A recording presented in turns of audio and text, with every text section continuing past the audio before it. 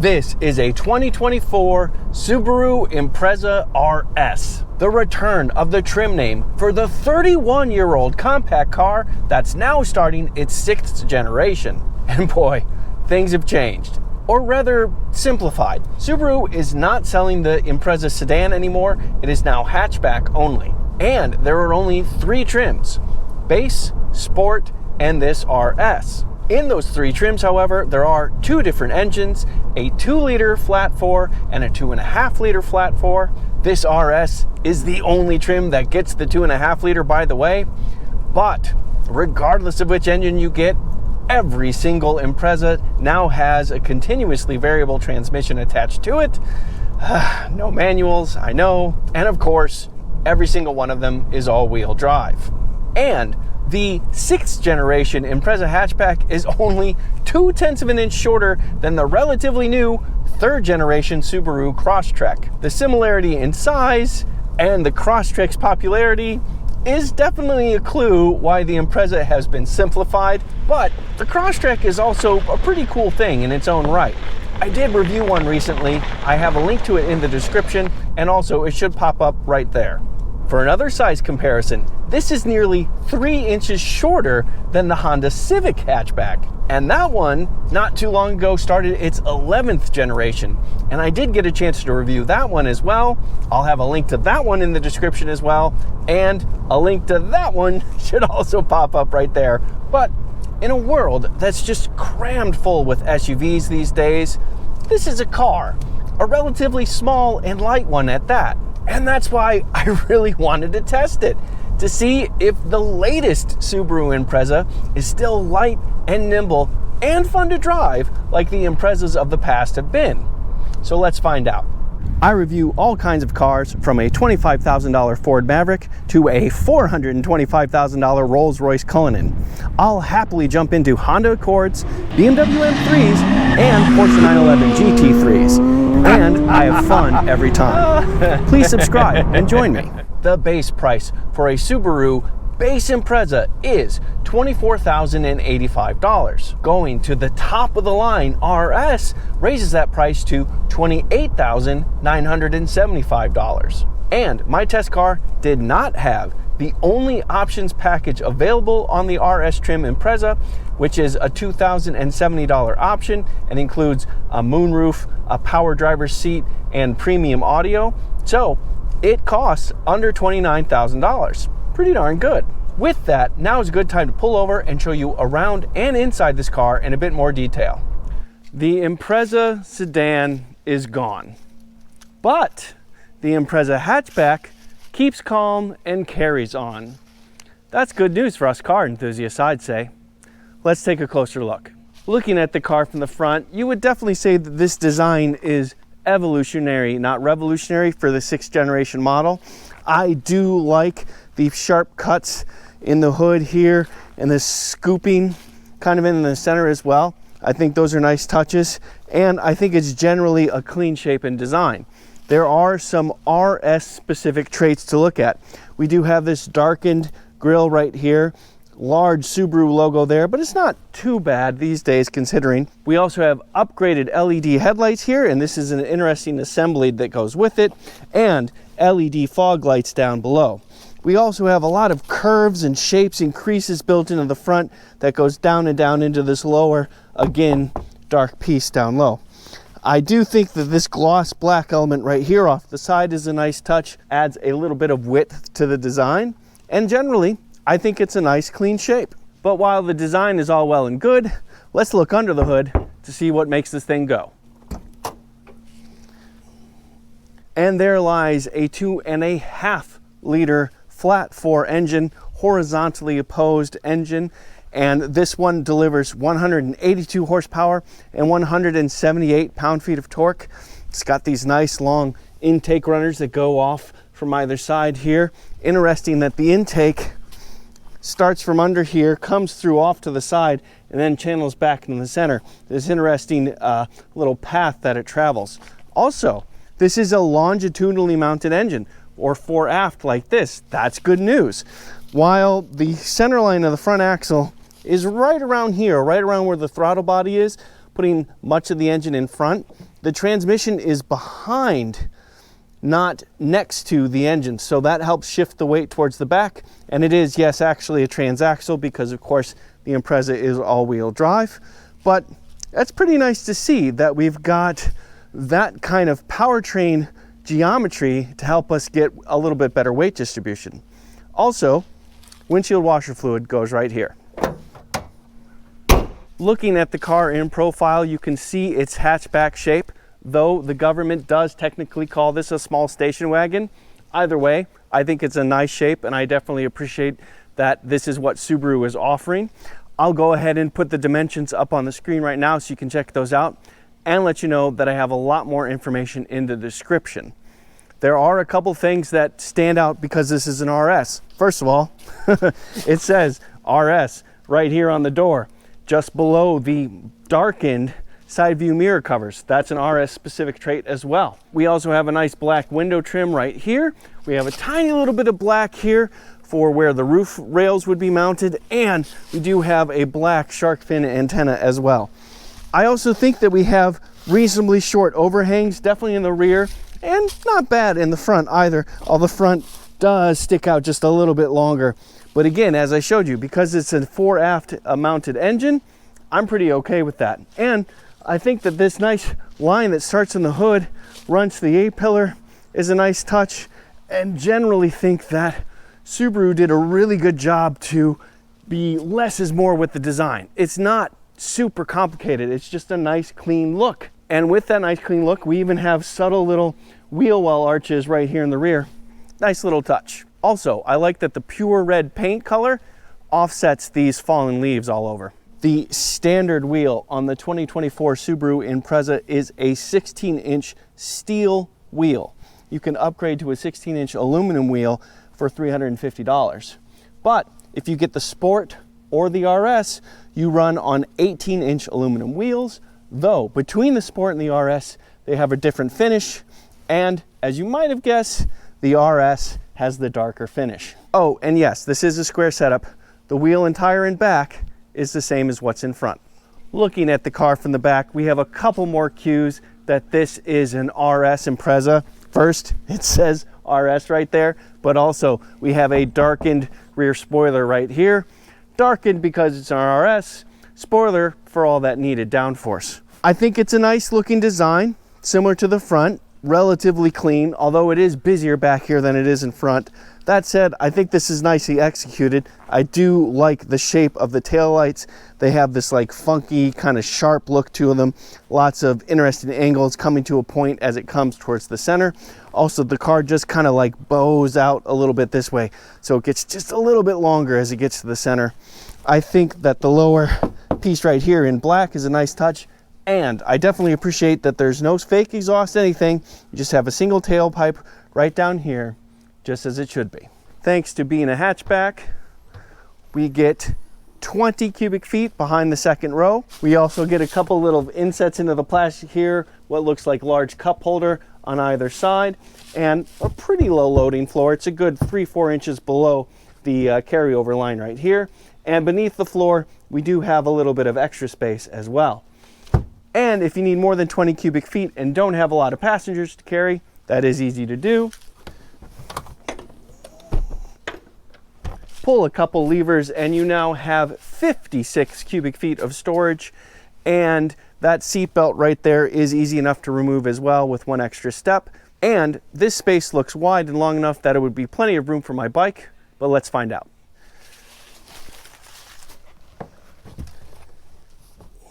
It's not quite as long as it looks, but as you can see, there is plenty of room for my bike. No problem, and it was pretty easy to get in and out once I moved the camera anyway. All right, let's check out the inside. Now, this is a pretty darn small car at the end of the day, so I'm not expecting huge amounts of room here, but at first glance, it actually doesn't look that bad. Here, I'll turn my light on. I am 5 foot 11 inches or 181 centimeters tall, and I am pretty darn comfortable. I have several inches of knee room. The front seat is set up to be comfortable for me. I also have headroom. You know, we don't have the moonroof in this car, and that helps with roof height just a little bit, but Yeah, I'm standing fine. I have headroom. Also, the seat bottom is pretty darn high, so I have good thigh support. And I have a less than a 90-degree bend in my knees. We do have a couple of USB ports here, one Type C, one Type A right there. We also have, I would say a pretty nice design. Different fabrics and cloths to give some contrast to the interior that is otherwise pretty darn dark. And we have this nice little red stitching here in certain places as well. Nice touches. And of course, as long as you don't have 3 passengers back here, we do have an armrest with cup holder. So come on, man, it's luxurious back here. To the front. Because we do not have the options package, this is a manually adjusting driver's seat, and we do not have the moonroof, as I mentioned, and we also have a less premium stereo, but this is better than what the base trim gets. You do also have the RS logo on the floor mats, and you have similar style and stitching to what we saw in the back seat. The driver's door does have the usual controls on it right here, and we do have a little bit of adjustment for the lighting to the left of the steering wheel. But if you look down low, we do also have aluminum pedals. That's something. The Impreza does still have analog gauges to use, speedometer on the right, tachometer on the left, but then we have a 4.2-inch display in the center to give a bunch of different information. But being in the RS, standard equipment is this 11.6-inch portrait-mounted center console touchscreen with plenty of features, not least of which is wireless Apple CarPlay and Android Auto. The steering wheel itself is a pretty darn decent thick rim, and it has some of that nice red stitching on it, and you have lots of controls, a lot of media stuff to the left, and cruise control to the right. Push button start is right here. And there is the instrument cluster all lit up and the center console touchscreen all lit up. Now, standard equipment is dual zone climate control. And if you press the screen down here, you can see a lot of different options pop up on the center console touchscreen. Dual zone climate control is standard on the Impreza, but this big screen is not. If you get the base Subaru Impreza, you get a dual 7-inch screen setup, and you get wired, not wireless, Apple CarPlay and Android Auto. But, that's not bad considering everything. And I've seen different iterations of the dual 7-inch screen, and it's really not bad. I do like this portrait-mounted display. It's not the fastest operating system. There is a little bit of lag to it sometimes, but it generally works pretty well and has good features. And I do like that Subaru was pretty generous with the buttons around it, so you can adjust temperature easily. Also, you have an actual volume knob and you press it on and off, those types of things. Because this is an RS Impreza, we do have a wireless phone charger right there. We also have an auxiliary port and another Type C and Type A USB port right there. And we also get heated front seats as standard. Now, these are optionally available on the Impreza Sport if you get the all-weather package, but the all-weather package is standard on the RS. We also have an electric park brake right here and a pretty standard looking Prindle for our CVT transmission. Beneath that, we do have a couple of cup holders and an old school cigarette lighter style charge port right there. Behind that, a nice little cubby for storage and decent space in the lower center console as well. Looking up, we have a couple of lights and this SOS button right here. And that's about it. Pretty straightforward, which is pleasant. Okay, let's talk drive modes. We do have a couple of drive modes right here. S and I, that is Sport and Intelligent. Sport just makes the powertrain a little bit more aggressive, and Intelligent makes it a little bit more progressive. So, not huge changes here. We don't have adjustable shock absorbers or anything like that. But, if you do like having those changes in behavior, you have that. But just what is that behavior on the road? Let's find out and get back to the road.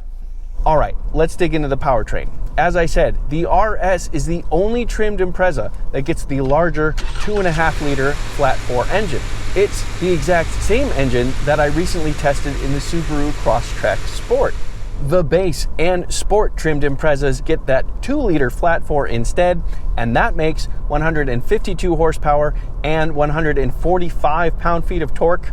Not the most impressive numbers, if I'm honest, and also 30 fewer horsepower and 33 fewer pound-feet of torque than the 2.5-liter in this RS. Pretty big difference. Just like this RS, the Sport does get the manual option mode for the CVT and the paddle shifters to play around with, but to be honest, it just makes more sense in the RS because the RS has just that little bit more power to actually play around a little bit and feel like you have some power to work with, frankly. Now, the fact that there's no manual transmission is definitely a bummer, and these manual options for shifting in the CVT is cold comfort, if I'm honest. But there are definitely some positives to talk about. The fact that we have a manual mode is better than nothing. You do have some control over engine speed and ratios that way. So yeah, that is something you can work with. Also, the fact that we have 178 pound-feet of torque, pretty decent number, it comes at 3,700 RPM, not too far above midway of the 6,000 RPM red line in this 2.5 liter flat 4.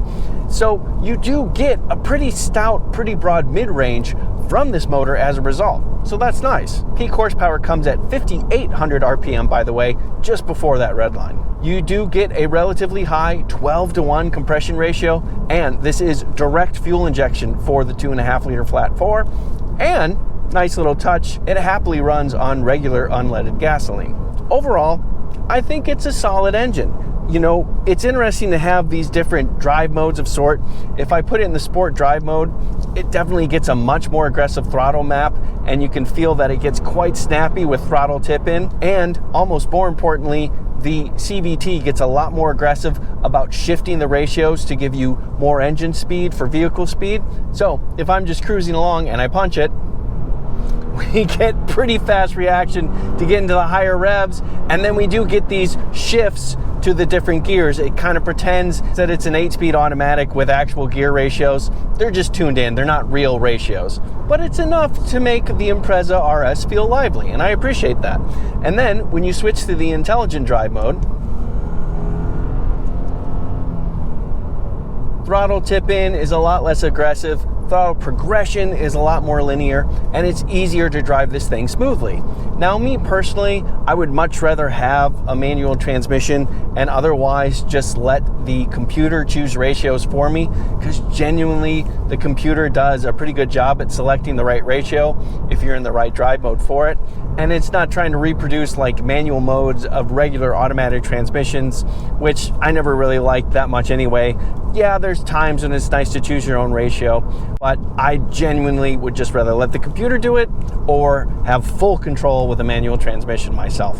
Anyway, rant over. The Subaru Impreza, considering that it is all-wheel drive, does get pretty darn decent fuel economy. You get 26 miles to the gallon in the city, 33 on the highway, 29 combined. That is worse than the 2-liter flat 4, but only by a little bit. The 2-liter equipped Imprezas get 27 miles to the gallon in the city, 34 on the highway, 30 combined. So yeah, it's a little better, but boy, you're losing a lot of horsepower for a small gain in fuel economy. And besides, while fuel economy is very important, it's not nearly as much fun as accelerating. Of course, I had to test it. Let me show you that right now. All right, everybody, time for an acceleration test. I do have the Impreza in the Sport driving mode. I also have stability control off, though I'm not expecting any tire spin. And I also have auto stop start off so that we don't get any inadvertent engine shutdowns when we want to launch. All right, let's give it a shot. Okay, coming to a complete stop. Hard on the gas. Okay, come on. There we go. All right, now we're at peak horsepower, 5,800 RPM, and yeah, there we go. That's not bad. No, that's respectable. That is respectable.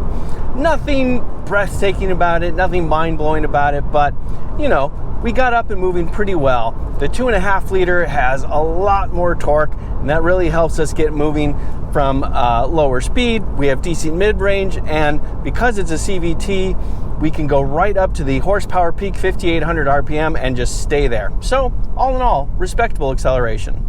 All right, let's talk chassis. This is a whole new structure for the 6th generation Impreza, and it is 10% more torsionally rigid than the outgoing Impreza. Nice, solid improvement. and you definitely can feel that just going down the road. It feels just more solid underneath you, no creaks or wobbles or anything like that, and it's generally just a little bit more sure-footed, a little quieter, a little better behaved. Subaru did change its mix of high-strength steels and things like that, and they pretty much quadrupled the use of structural adhesive to bond the different parts together, and doing so definitely helped the structure. Finally, if you do get the Impreza Sport or this RS that does have a different, sportier suspension tune, makes sense to go with the 18 instead of 16-inch wheels, so all that is nice as well. All that, and basically the fact that this is a car and not an SUV, of course I had to see how well this thing handled. Yes, I tested that as well. Let me show you right now. All right, everybody, time for a handling test. I do have the Impreza in the sport driving mode again. Stability control is off, and let's see how it feels.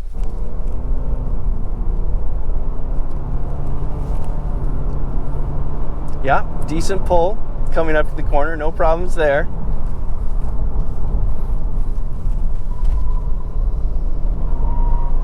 Yeah, pretty decent grip actually, a little bit more than I expected.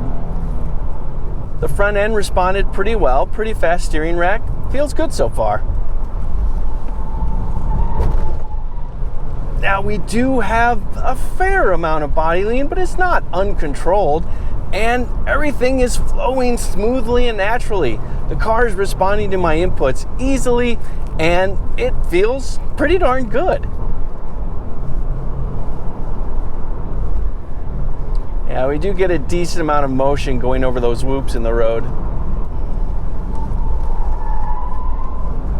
But chassis balance isn't that bad. We definitely get understeer, but not a ton. Yeah, this is a nice, light little thing.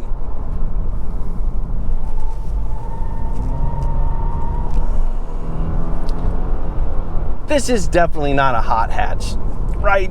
It's relatively calm. Grip isn't that high, but it's respectable considering everything. But the feel is pretty darn good. Steering response is really nice. We have a relatively quick front end, and the inputs, everything in the car feels calm, and the car responds just as you would expect and wish it to. Yes, we definitely get understeer at the limit, but chassis balance is really pretty good. So yeah, this is a perfectly happy, enjoyable little car to buzz around some back roads in. That new structure not only helps the handling and makes it feel confident and controlled in that way, it also helps to have a better ride. A more solid structure allows the suspension to do its job better and allows the tuning of the suspension to be more precise. And you can definitely feel that here. This isn't the most comfortable car in the world or anything like that, but it is plenty compliant over bumps and heaves in the road and things like that. And it feels quieter as well. The seats are comfortable. All the screens are easy to look at. Your driving position, the different positions of the seat, and even the back seat. It's all pretty well laid out to be a comfortable place. And that's true on roads like this or on the interstate. I did test it there as well. Let me show you that. All right, everybody, time for a quick stint on the interstate. I do have the Impreza back in the intelligent driving mode, and stability control is back on and all that. And we also have a suite of driving aids called EyeSight, which has a nice long list of standard features. I'll go ahead and put those up on the screen right now for you to check out. But we're also going to see how this Impreza feels in terms of road noise and wind noise and that kind of thing. So let's give it a go. Okay, cruise control is set at 78 miles an hour to go with traffic. At that speed, we are turning just over 2,000 RPM in 8th gear with the CVT transmission, so really pretty decent. We're going through a subtle curve right now, so I'll take my hands off the wheel. And yeah, it's doing a respectable job to track the corner. It's not great. We're weaving back and forth a little bit, but it's pretty minimal. Oh, we just got a little bit of a swerve there. So it's not the best, but it's competitive. real quick, let me show you what the small screen in between the speedometer and tachometer shows you. So right there in the center, you can see that we have adaptive cruise control on, and then the distance between the cars, that's a set distance you have the adaptive cruise control set to. So if I make it longer, that's what that is.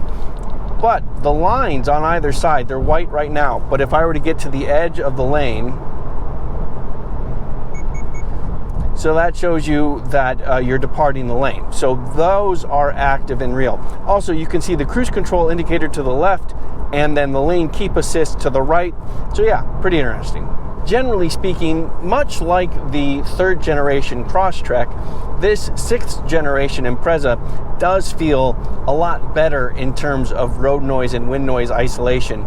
It is still a tiny touch on the thin and tinny side. You can still get some general road noise coming through, but there are no wind buffets or any whistles or anything like that. It's definitely an improvement to earlier Imprezas and getting away from like basic transportation that the Impreza once served.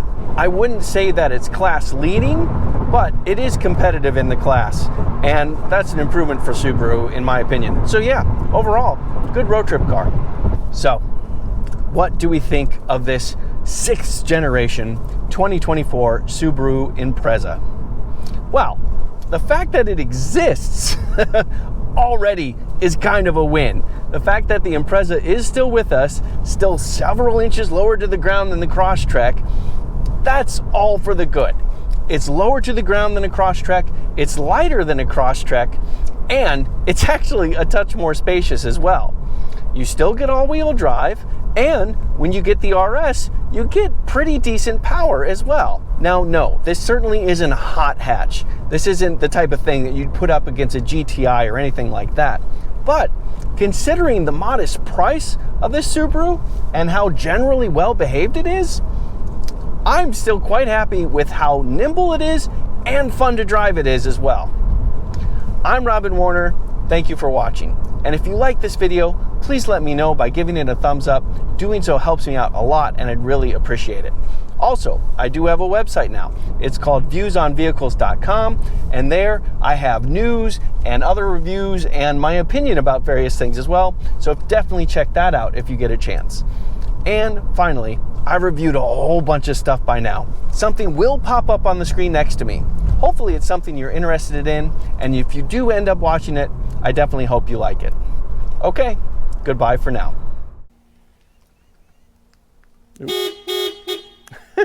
Wrong button.